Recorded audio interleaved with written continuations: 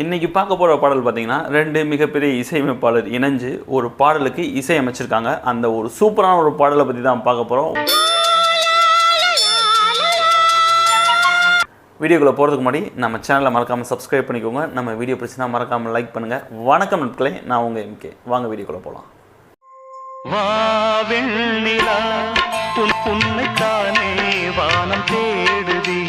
இந்த பாடலுக்கு தான் முதல்ல ரெண்டு மிகப்பெரிய இசையமைப்பாளர் இணைஞ்சு பணியாற்றியிருக்காங்கன்னு சொல்லலாம்.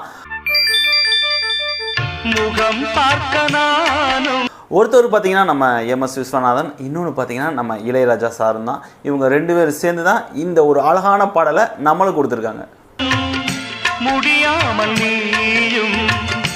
இந்த பாடல் எந்த பாடலோட இன்ஸ்பயரில் வந்துச்சுன்னா 1953 சண்டி ராணின்னு ஒரு படம் வந்திருக்கு. அதுலேயும் நம்ம எம்எஸ்வி தான் மியூசிக் டைரக்டர்.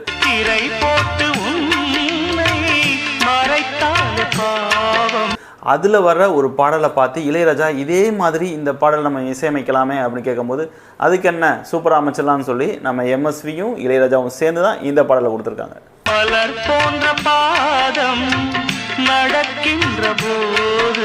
அந்த சண்டிராணி பாடலை நம்ம லாஸ்ட்ல பார்ப்போம்.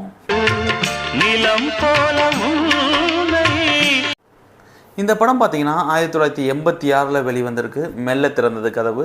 அந்த படத்தில் தான் இந்த பாடல் இருக்கு. இந்த பாடல் அமைஞ்ச சூழ்நிலைன்னு பார்த்தீங்கன்னா, ஹீரோ தன்னோட காதலி பக்கத்தில் இருந்தும் அவளோட முகத்தை பார்க்க முடியாமல் தவிக்கிறான். அப்போ இவனோட எண்ணங்கள் எப்படி இருக்குன்னு சொல்லி நம்ம வாலியோட வரிகளில் பாருங்களேன்.